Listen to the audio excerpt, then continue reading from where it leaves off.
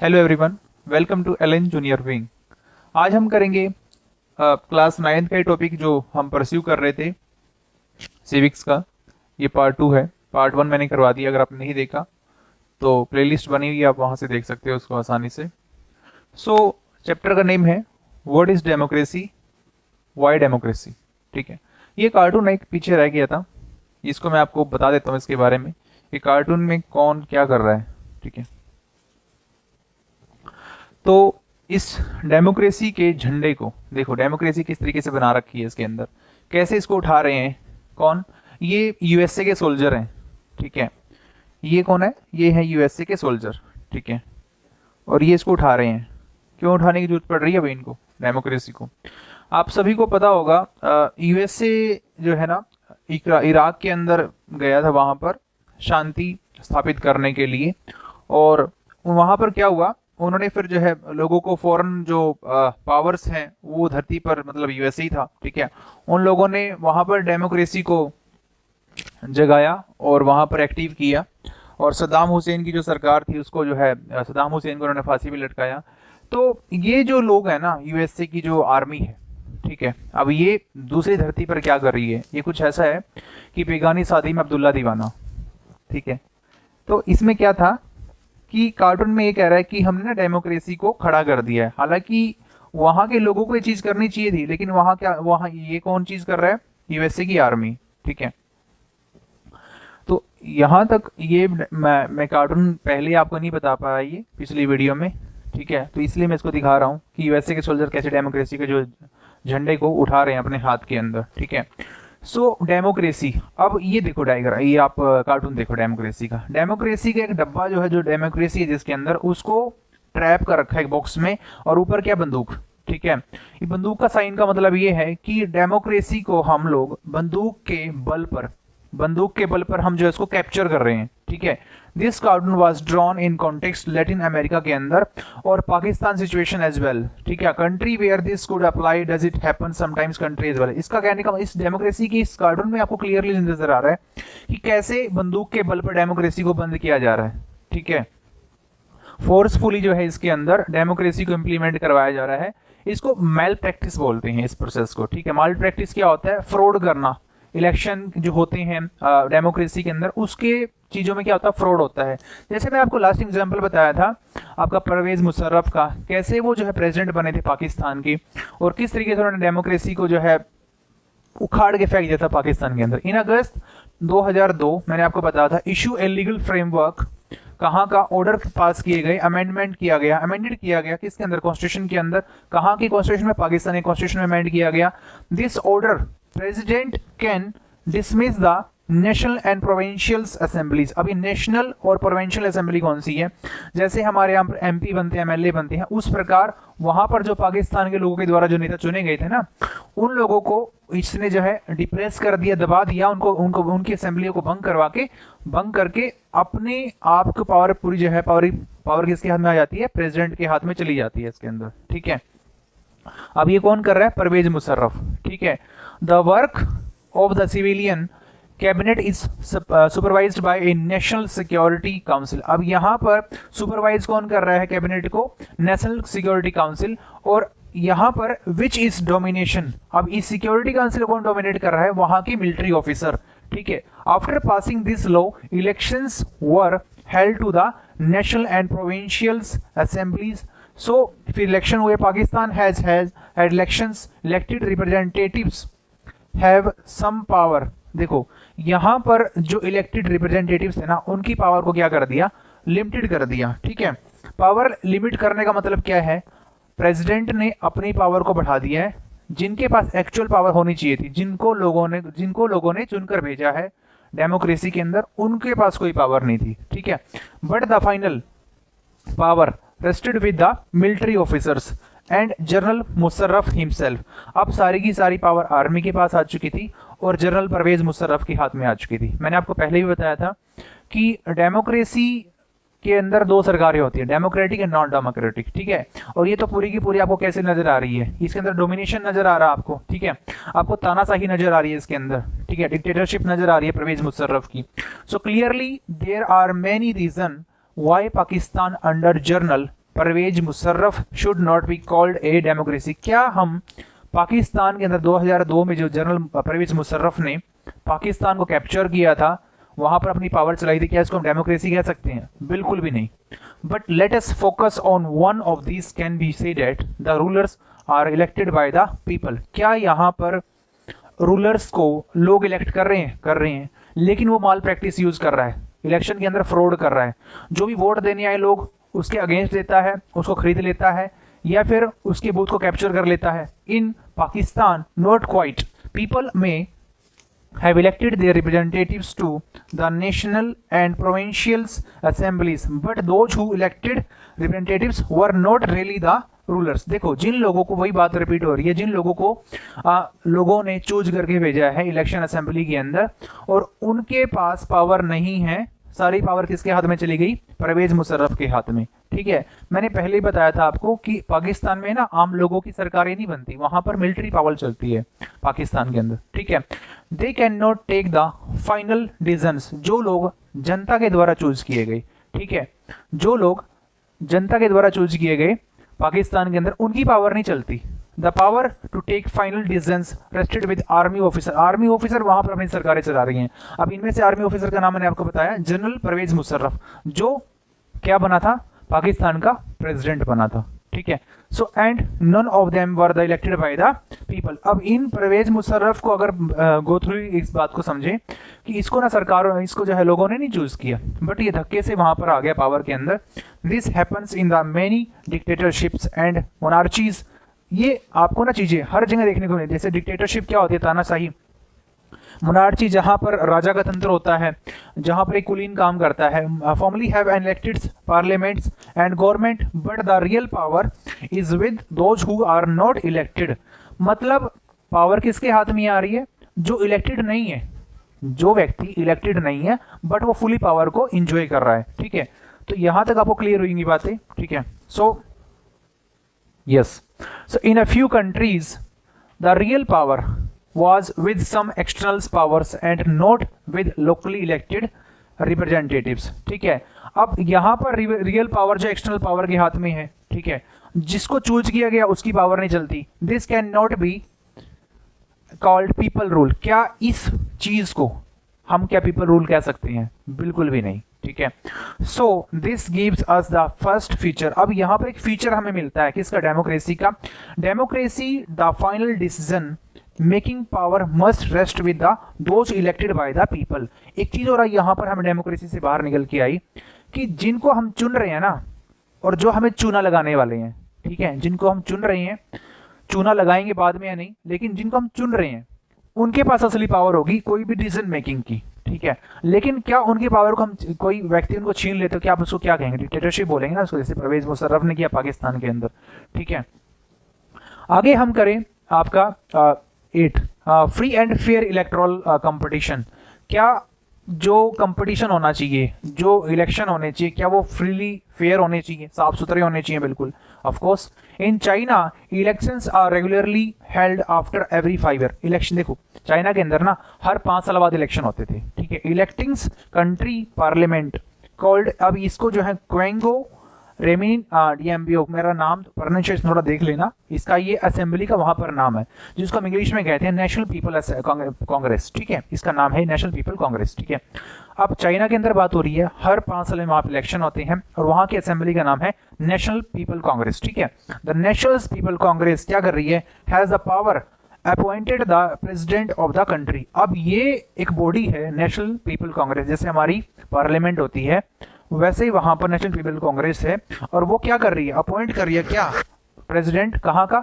China का। ठीक है, ये बात यहां तक क्लियर हुई होगा आप लोगों को। ठीक है, so it has clearly nearly 3000। अब यहाँ पर जैसे हमारे को पता है कि हमारे ना जो सेंटर होता है, एमपी होते हैं, एमपी कितनी सीटें होती हैं?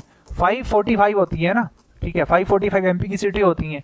तो वैसे ही चाइना के अंदर जो इलेक्टेड मेंबर्स हैं वो कितने हैं? 3000 हैं from all over the China. अब यहाँ पर 3000 मेंबर चूज ही जाते हैं चाइना के अंदर, और जो मेंबर चूज किए गए कितने? 3000 मेंबर्स।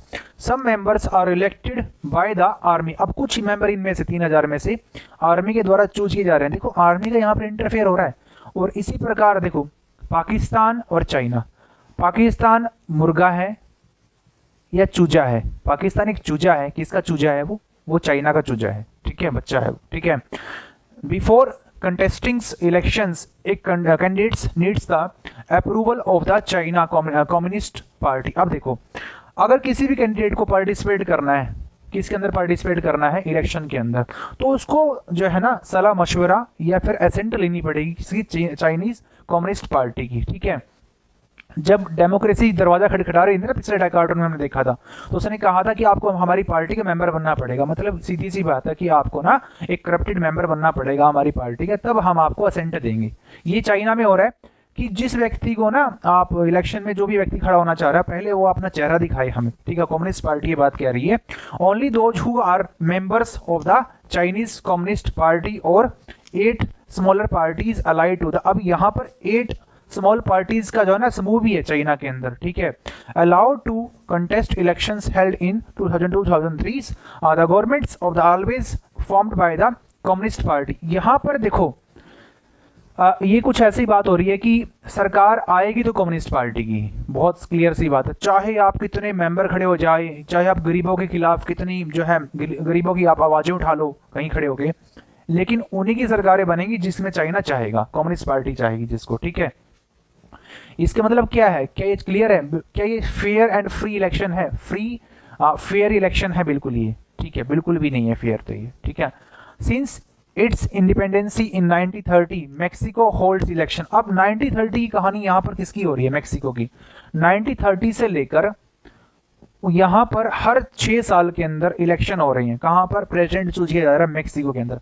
इससे पहले हमने कहानी पढ़ी चाइना की, जहां 5 साल बाद हो रहे थे। अब पाकिस्तान कहानी पढ़ रहे हैं हम मेक्सिको की, ठीक है। So the country has never been under a military और डिक्टेटरशिप। देखो यहाँ पर ना कोई मिलिट्री या डिक्टेटरशिप नहीं चली, बट 1930 से लेकर कब एक सरकार बन रही है, कंटिन्यू उसी व्यक्ति की सरकार बन रही है, तो दाल में कुछ तो काला होगा ना, ठीक है। एक ही व्यक्ति, एक ही पार्टी सरकार बना रही है। But until 2000 every elections was won by 2000 तक तकरीबन 70 साल 70 ईयर एक पार्टी सरकार जीत रही है हर बार। 1930 से लेकर 2000 तक एक ही पार्टी ने सरकार जीती, हर बार उसी को मैंडेट मिलता था लोगों का जीतने का, ठीक है। क्या ये पॉसिबल है? सो पार्टी का उसका नाम क्या था? Called PRI, institutionals revolutionary party नाम था इसका, जो कहां पर काम कर रही थी, जो जहां पर सरकार किसकी थी? मेक्सिको के अंदर इसकी सरकार थी पार्टी की। Opposition parties did not contest election. अब देखो भाई, अब तुमने अगर सोचो कि एक खेल हो रहा है, कंपटीशन हो रहा है, उसमें उसने कहा कि ना 10 टीमें हैं, लेकिन पहले डिसाइड कर दिया जाए कि ये टीम जीतेगी, अगर कोई भी इसके अगेंस्ट खेलेगा तो वो मारा जाएगा, तो 9 टीमें क्यों पार्टिसिपेट करेंगी, क्यों वो जो है कॉन्टेस्ट करेंगी किसी भी चीज के अंदर, ठीक है। But never manage to win. देखो कोई भी पार्टी ना इलेक्शन लड़े इस पार्टी के खिलाफ, PRI के खिलाफ, उसको तो हार पक्की थी उसकी, क्योंकि सारी की सारी पावर PRI के पास थी। PRI was known as to use for many dirty tricks. Dirty tricks थी इसके पास। डर्टी ट्रिक कैसी होती है? Win elections all those who were employed in the government. देखो अब मेन काम क्या था इसका, ठीक है। पावर किसके हाथ में होती है? जिसके पास लाठी होगी, जिसकी लाठी उसकी भैंस, ये आप लोगों ने कहा जो है कहावत सुनी होगी, ठीक है।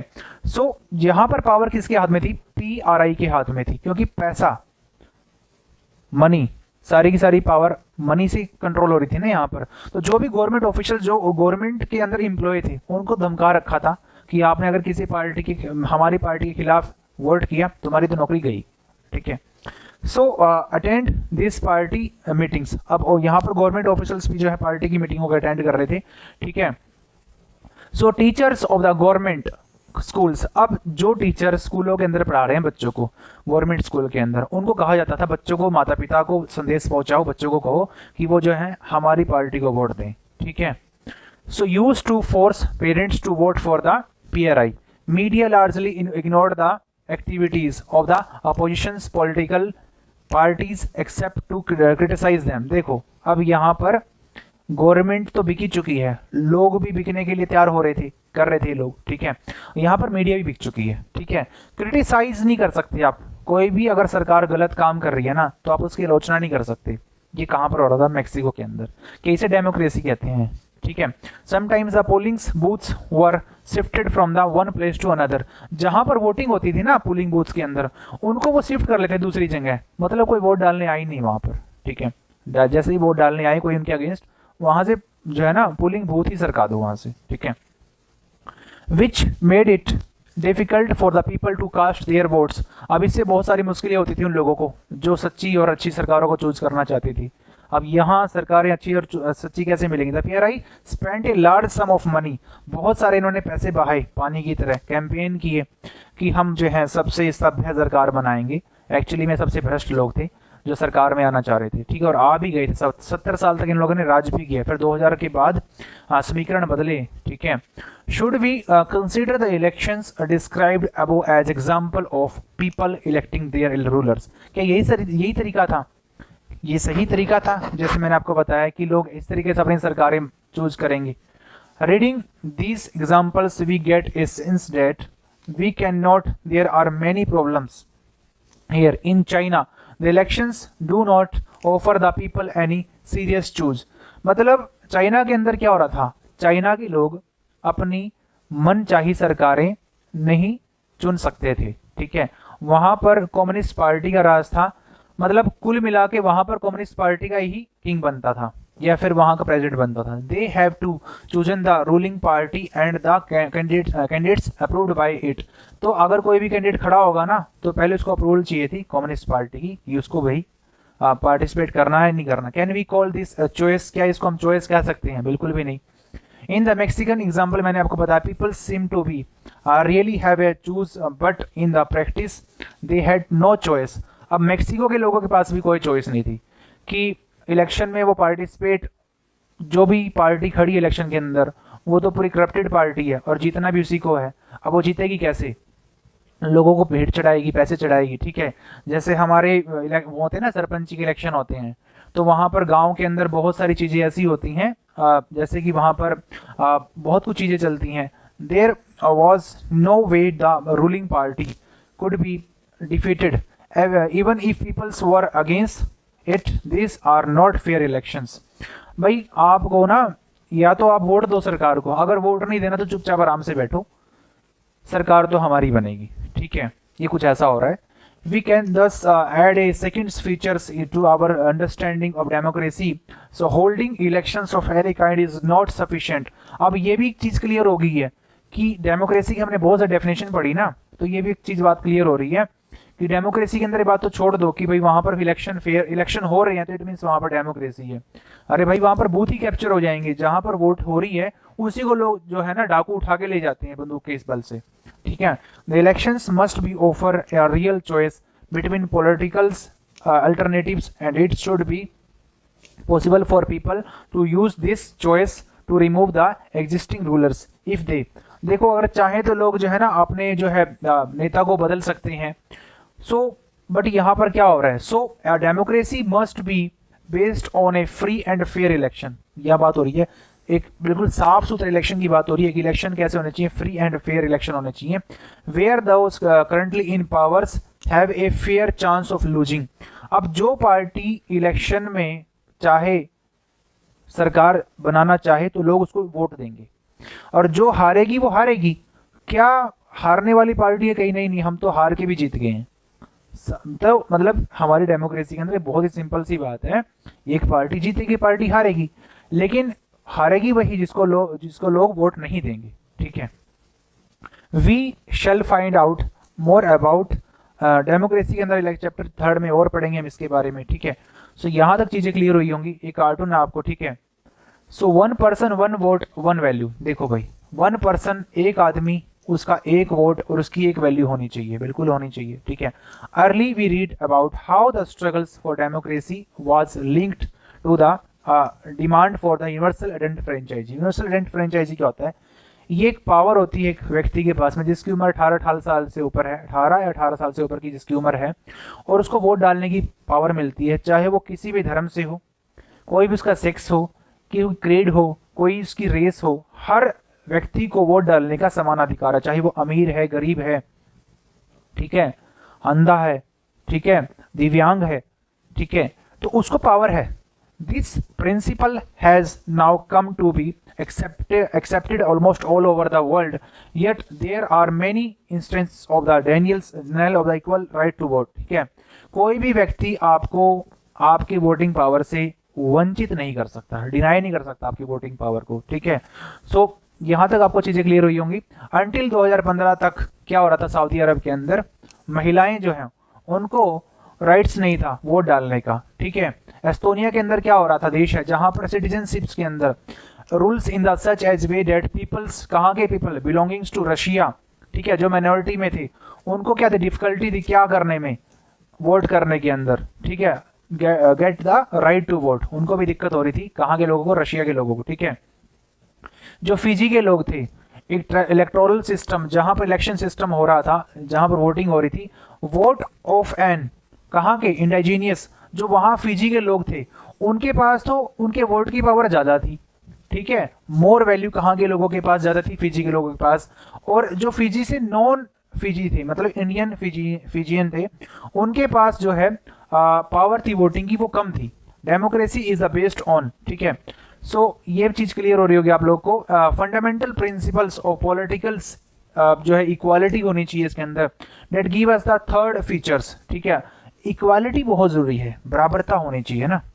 अगर आपको वो, अगर मुकेश अंबानी वोट डाल रहा है या हमारे भारत का एक आम आदमी व्यक्ति वो वोट डाल रहा है, तो मुकेश अंबानी के और आम आदमी के व्यक्ति की जो वोटिंग पावर है, डालने की जो वोट शक्ति है, बटन दबाने की, वो इक्वल होनी चाहिए। ये इक्वल होती है हमारे इंडिया में। तो democracy, in a democracy each adult citizens must क्या होना चाहिए, have one vote and one vote must have one value, सभी के वोट की एक वैल्यू होनी चाहिए, जो हमारे इंडिया में तो है, बट चाइना पाकिस्तान में आपको देखने को नहीं मिलती। चैप्टर 3 में भी हम इसके बारे में पढ़ेंगे। ठीक है, इतनी बात क्लियर हुई। ठीक हो, अब यहाँ पर एट लास्ट कहाँ पर जो है वन मैन वन वोट की पावर मिलेगी लोगों को। ठीक है, एक आदमी उसको वो एक वोट डालने के अधिकार। ठीक है, अब यहाँ पर एक व्यक्ति बैठा हुआ देखो जेल के अंदर। ठीक है, ये है सद्दाम हुसैन। ठीक है, तो ये कहता है कि मुझे एक यही चीज पसंद थी कि मैं ही व्यक्ति हूँ जो जिसको लोग वोट दें, better when I was one man and one vote, सारे लोग मुझे ही वोट दें। मुझे तो ये पावर पसंद थी, मुझे ये पावर पसंद नहीं है कि हर कोई व्यक्ति अलग अलग आदमी को वोट दे। ठीक है, मतलब ये डेमोक्रेसी का बहुत बड़ा दुश्मन था। ठीक है, सो सद्दाम हुसैन जो था इराक से था। ठीक है, इराकी था ये, और ओवरथ्रोन किया गया इसको यूएसए के द्वारा। ठीक है, मैंने आपको बताया था बेगानी शादी में अब्दुल्ला दीवाना। ठीक है, अब सारा माल लूट गया यूएसए, कहाँ का, इराक का, और उसको जेल में डाल दिया।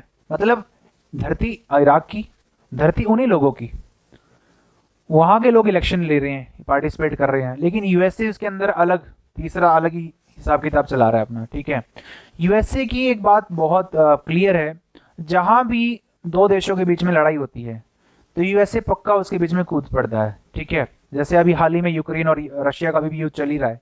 ठीक है, पता नहीं कितने महीनों के चलता रहा है। ठीक है, अब रशिया का जो दुश्मन है, रशिया की और यूएसए की आपस में बनती नहीं है। ठीक है, यूक्रेन को जो है पंप कर रही हैं यूरोपियन कंट्रीज, उसको वेपन सप्लाई कर रही हैं कंटिन्यू। ठीक है, तो इसे कहते हैं ना आग में घी डालने का काम कर रही हैं जो यूरोपियन कंट्री हो गया, यूएसए हो गया।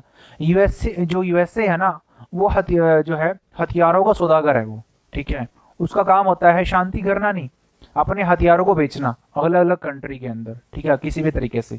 क्लियर, हर एक पूरे वर्ल्ड के अंदर जो है इसके जो है समुद्रों के अंदर या किसी कंट्री के अंदर इसने अपनी मिलिट्री बेस बना रखी है, आसानी से जहां चाहे वहां लड़ाई बजाने के लिए पहुंच सकता है ये यूएसए। ठीक है, rule of the law and the respect for rights.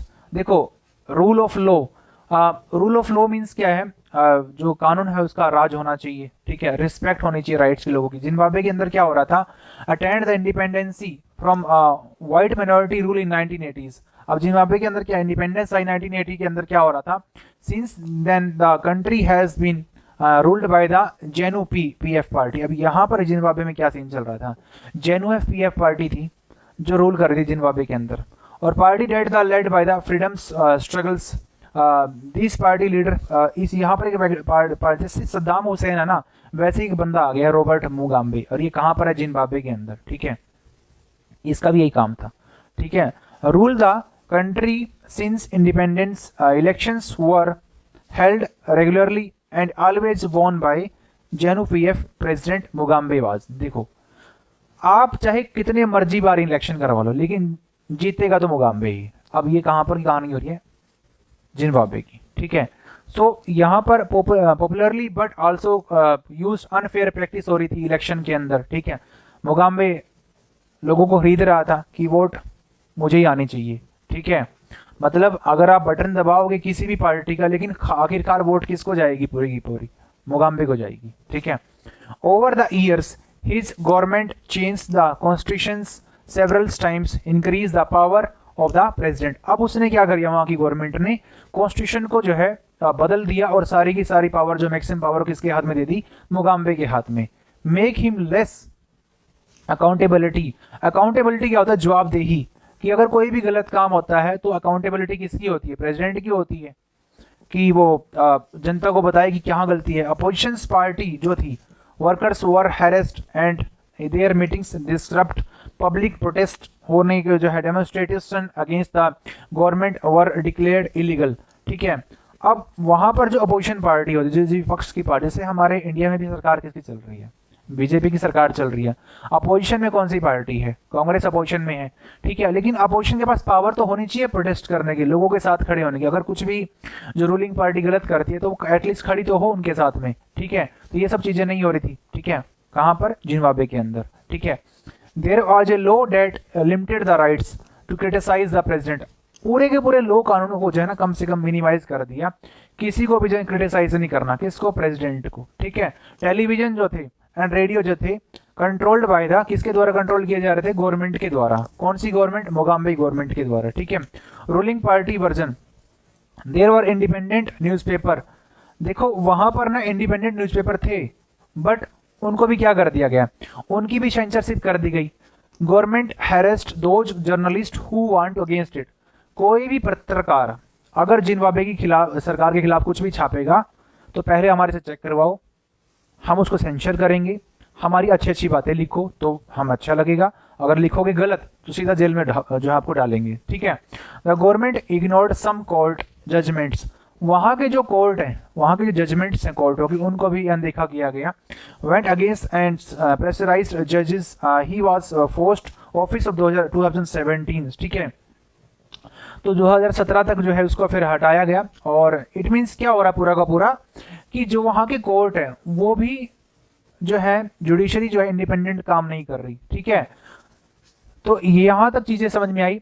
The example of Zimbabwe show, अब यहाँ पर जिम्बाब्वे का जो एग्जाम्पल है वो क्या शो कर रहा है, popular approval of the rulers is necessary in a democracy, ठीक है। अब जिसको भी आप राजा बना रहे हो ना, जिसको आप रूलर को पावर दे रहे हो, उसको वो पावर ना लिमिटेड होनी चाहिए। इट मीन्स आप 5 साल के लिए बनोगे, फिर आपका एक फेयर फ्री इलेक्शन होगा, अगर आप दोबारा जीते तो अच्छी बात है, अगर नहीं जीते तो आप सरकार आपकी हारेगी, ठीक है।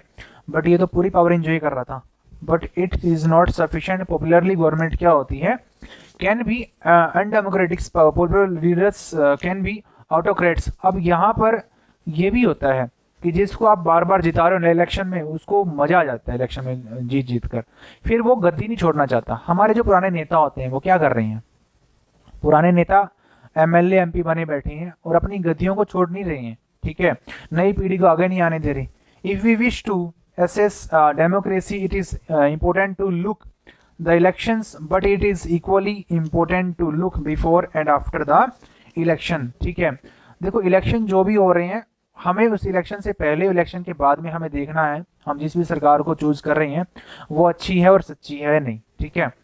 There should be a sufficient room for normal political activity, including political oppositions in the periods before elections. This requires that the states should respect some basic rights to citizens. देखो हमें ना लोगों के राइट्स को respect करनी पड़ेगी, तभी कुछ चीजें पॉसिबल हो पाएंगी। They should be free to think, to have opinions होने चाहिए उनके free, express there in the public, so to form a associations, protest कर सकें वो लोग, ठीक है। या फिर जो पॉलिटिकल एक्शंस होते हैं, एवरीवन शुड बी, जो इक्वल होना चाहिए, सभी बराबर हो कानून की नज़रों के अंदर, ठीक है। दीज राइट्स बात करें, must be protected by the independents, ठीक है। हर एक व्यक्ति का जो राइट्स है वो प्रोटेक्ट होना चाहिए इन इंडिपेंडेंट फॉर्म में। देखो भाई, अब यहाँ पर जो इंटरनेट है, कहाँ का इंटरनेट, कहाँ पर इंटरनेट की बात हो रही है सर? चाइना के अंदर, ठीक है। चाइना के अंदर आपको गूगल, याहू, ये सब चीजें वहां पर जो है बैंड है। वहां का अपना ही उनका नेटवर्क सिस्टम चलता है, किसका? चाइना का, ठीक है। तो चाइना का अपना नेटवर्क सिस्टम चलता है, वहां के अपने ही उनके ऐप चलते हैं, और किसी कंट्री के ऐप को वो अलाउ नहीं करते, खासकर यूएसए वालों को तो बिल्कुल नहीं अलाउ करते वो, ठीक है। तो जुडिशरी जो होती है, those who order obeyed by the everyone, we shall read more about, अब चैप्टर 5 में हम जुडिशरी के बारे में पढ़ेंगे। Similarly there are some conditions that apply to the way of government in run after the elections, ठीक है।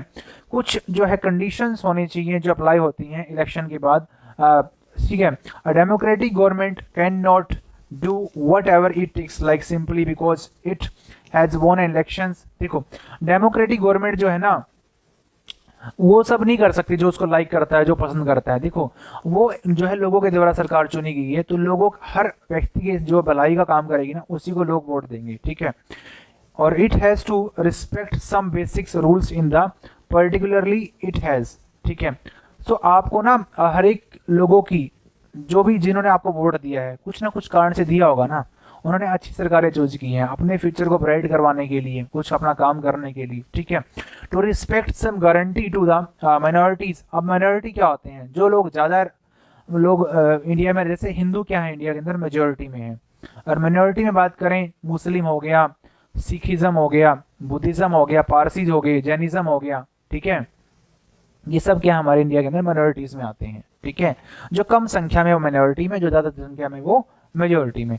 Nation have to go through a series of consultations. Every office barrier has certain rights होने चाहिए, responsibilities होनी चाहिए assigned by constitutions and the law. Each of these is the accountability. Accountability बहुत जरूरी है हमारी डेमोक्रेसी के अंदर। जिम्मेदारी, जवाबदेही होनी चाहिए हर एक व्यक्ति की। अगर इंडिया में कुछ भी गलत हुआ तो उसकी जवाबदेही बनती है सरकार की, कि सरकार उसके बदले में जवाब दे कि ये चीजें गलत क्यों हुई, उसका जवाब देना पड़ेगा, ठीक है। Only to the peoples but also the others independent officials के अंदर, ठीक है। अब इंडिपेंडेंट ऑफिशियल्स कौन होते हैं? हमारे आईएएस आईपीएस हो गए, ठीक, गैजेटेड ऑफिसर्स हो गए, इनको भी जो है जवाबदेही देनी पड़ती है, जैसे नेताओं को, ठीक है, अपने ऑफिसर्स को, वैसे ही नेताओं की भी जवाबदेही जो है सुनिश्चित करनी चाहिए हमें जब वो पावर में हो, ठीक है। चैप्टर 4 में हम इनके बारे में पढ़ेंगे, ठीक है। Both these aspects give us the fourth and the final feature of the democracy. हमें fourth and अभी features हमें देखने को मिलेगा। डेमोक्रेटिक्स जो गवर्नमेंट होती हैं, जो रूल्स करती हैं within the limits set by the constitutionals. हर चीज की एक लिमिट होती है ना, हमारे कॉन्स्टिट्यूशन में लिमिट है हर पावर की, हर पावर की एक लिमिट्स होती है। अगर आप पावर को अनलिमिटेड यूज करोगे ना, तो वो लोगों के लिए ना जी का जंजाल बन जाएगी, ठीक है। So law and citizens rights, ठीक है। किसके सिटीजन्स राइट्स की बात हो रही है? जो आम लोग जिन्होंने वोट डाली है ना, क्या पता सरकार उन्हीं को जो है एक प्रकार से दबाना स्टार्ट कर दे, ठीक है। तो समरी डेफिनेशन की बात करेंगे हम इसके अंदर, ठीक है। आगे हम पढ़ेंगे इसके अंदर, यस, ठीक है। समरी डेफिनेशन, समरी डेफिनेशन यहां तक हमने पढ़ लिया है, आगे हम करेंगे समरी डेफिनेशन, ठीक है। समरी डेफिनेशन, ठीक है। So let us sum up the discussion on so far we started with the simple definition से हमने स्टार्ट किया था। डेमोक्रेसी जो है गवर्नमेंट की फॉर्म है, ठीक है।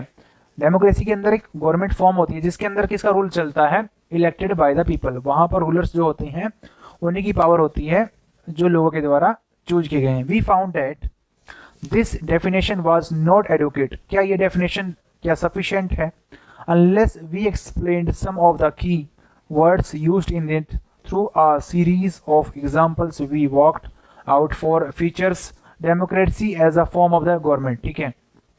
गवर्नमेंट जो होती है ना, अकॉर्डिंग टू डेमोक्रेसी की बात करें, form of the government is which rulers elected by the people. Ruler को कौन चूज करेगा? आम लोग, ठीक है। और वो सारे के सारे क्या काम करेगा? सारे के सारे मेजर डिसीजन का काम लेने का किसका होगा? रूलर्स का, ठीक है। हमारा जो नेता है, जैसे हमारे देश के प्रधानमंत्री को ना जो है हमारे नरेंद्र मोदी जी, ठीक है। तो सारे डिसीजंस वो लेते हैं, ठीक है। उनके पास जवाबदेही होती है हर एक डिसीजंस के फेलियर की भी और सक्सेसफुल की भी, ठीक है। Elections offer a choice and fair opportunities to the peoples to change the current rulers. जिसको लोग चाहें उसको नेता बना सकते हैं, उनके पास पूरी पावर है, ठीक है। ये चीज आपको पता होनी चाहिए। This choose as an opportunity is available to all the people on an equal basis, and the exercise of this choice leads to a government limited by the basic rulers, constitutional and citizenship rights. अब वो जो नेता choose करेंगे ना, वो वैसे व्यक्ति को चूज करें जो उनके कॉन्स्टिट्यूशनल राइट्स को हार्म ना करे। और मतलब कि कहने का मतलब ये है, अगर वो हार्म करेगा तो क्या वो लोग दोबारा उसको पावर में आने देंगे, रूलर्स को? बिल्कुल भी नहीं। ठीक है, तो हमने यहाँ पर पढ़ा चाइना के बारे में, हमने पढ़ा जिम्बाब्वे के बारे में, हमने मेक्सिको के बारे में पढ़ा। ठीक है, कि वहाँ के रूलर्स कैसे लोगों के ऊपर अपनी बेहिसाब पावर का जो यूज़ कर रहे थे। तो अगर आपको यहाँ तक सारी चीज़ें क्लियर हुई होंगी और वीडियो अगर पसंद आई तो आप इसको लाइक करें, चैनल को सब्सक्राइब करें और वीडियो को शेयर करें। Thank you so much.